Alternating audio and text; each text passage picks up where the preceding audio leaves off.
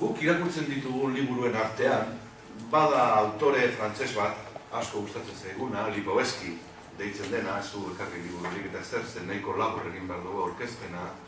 Honek gaurko garaiak aztertzen ditu, eta gaurko garaiak definitzen ditu garai hipermodernoak. Eta hipermodernidadea deskribatzen du apur bat konsumo beharraren inguruan antolatutako garaia bezala. Konsumo hori beti da gainera frustrante.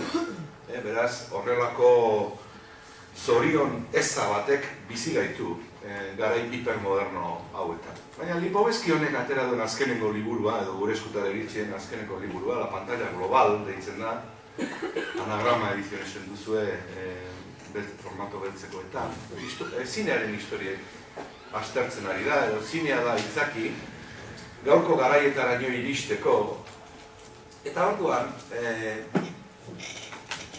berak garai hipermoderno hauek garai pantagrueliko bezala definitzen ditu, garai zergatik, naiz eta asko konsumitu inoiz ez garelako asetzen, Pantagruel, personaje Rabelek idatzitako personaje haren antzera, Gargantua, Pantagruel, bere semean, orduan espainola ezaten da, eta frantzesez, Pantagruelikoa da ase ezina den zerbait.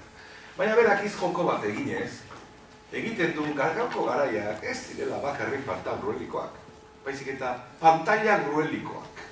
Zer esan nahi du honekin? Esan nahi du, beste beste, gaur egunean pantallak ditugula edonon eta edozertarako. Pantallak ditugula tamaino guztietakoak, txikiak, handiak, ertainak, baita pantallarik erabiltzen ez dituzten pantallak ere, baditugula. Erlojuetan, etxeetan, egongeletan, aireportuetan, pelukerietan, arategian, edozein lekutan pantallak ditugu. Eta, klaro, pantalla horietan zer ikusten da? Zer agertzen da? Hori da. Hori izango da zuen lana, nahi ustez. Egia da, paper formatoak problemak dituela, gaur egunean, agerikoa da, etxe handienak goiti bera doaz, baina lasai garaiko blusoak dira, eta nolabaiteko formula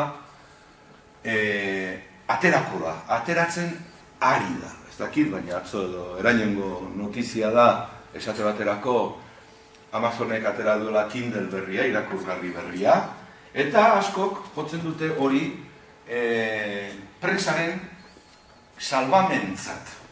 Beraz, lasai, pantallak gero eta gehiago daude, pantallak leku guztietan daude, pantallak funtzio guztietarako daude, entretenimenturako, informaziorako, ikaskuntzarako, denerako, baita alperrik ere, pantallak piloa dago alperrik, baina pantalla horiek elikatu egin behar dira. Eta pantalla horiek elikatzeko, baita idatziaren bidez ere, jendea beharko. Beraz, beharrezkoa zalete eta anima zaitezte. Egia da, ekaitza da bilela, baina pasatuko da, eta demanda inoiz baino handiagoa izango da. Gure ikuspegitik. Bien, hori horrela izanik, garai pantalla gruelikoak bizi izanik, zein zen euskarak pantalla mundu horretan zeukan presentzia, eta bereziki interneteko pantailetan zeukan presentzia.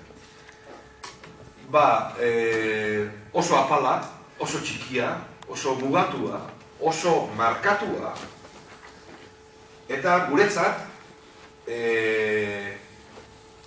antzua eta ez deusa. Zentzu batean. Egunkariek, berriak bereziki, argiak, astekariak, egina zuten apustua, internetekoa.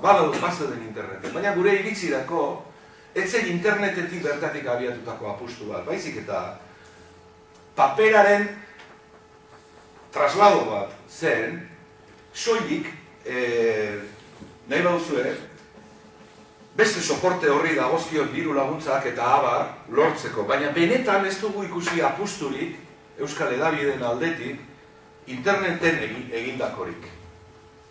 Edo hala iruditzen zaigu guri, presuntzioa izan daiteke, baina azken finean erabiltzaile batzuen iritzia bakarrik botatzen ari gara. Bazeuden zabaldu.com, eta beste hainbat gauza, beste modelo batzuk imitatuz, eta batez ere bazegoen sustatu.com, badago sustatu.com.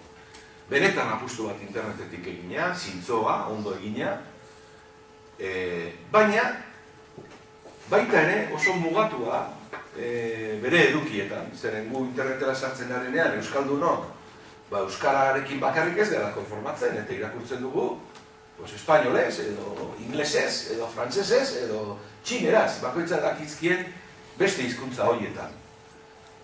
Orduan ikusten genuen sustatu oso mugatua zela, beti euskal gaiak eta oso modu txikian, beti mundutxo txiki bat bakarrik erakusten zigula, pentsatzen dugu euskaldunok gaur egunean mundu zabalago bati begiratzeko ohitura daukagula, eta zentzu horretan saiatu ginen, zenor ginen gu, ezer egiteko, saiatu ginen sustaturekin ezkontzen. Sustaturi esplikatzen guk zer egin nahi genuen, zeintzu ziren gure asmoak, eta zertarako geuden prest. Eta hasi ginen, lanean elkarrekin. Eta hilabete edo egin genuen, baina ikusi genuen bidera ezinak zirela gure harremana ezin zela aurrera eraman. Gauza, batez ere nire bertsioa da, nahi gauzue, internet azkarra da, sustatu azkarra da, baina sustaturen jabeak bi enpresa dira, bat kooperatiba bat da, bestea ez dakize enpresa pribatu da, eta azkenean lentotu egiten du horrek guztiak interneteko katxarro batek beharko lukeen abiadura.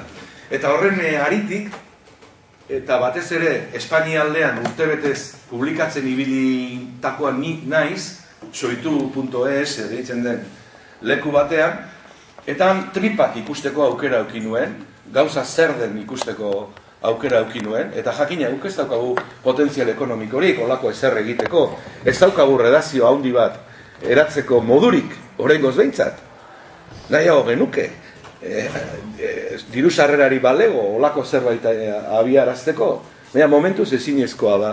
Orduan, geneukan esperientziaz baliatuta, eta Aitor Ortuondo ingeniero informatiko zoragarriari eta Mikel Lasa kazetari are zoragarriagoari esker, eso ezagun, nolabait, gu garela las madres del cordero, esaten da.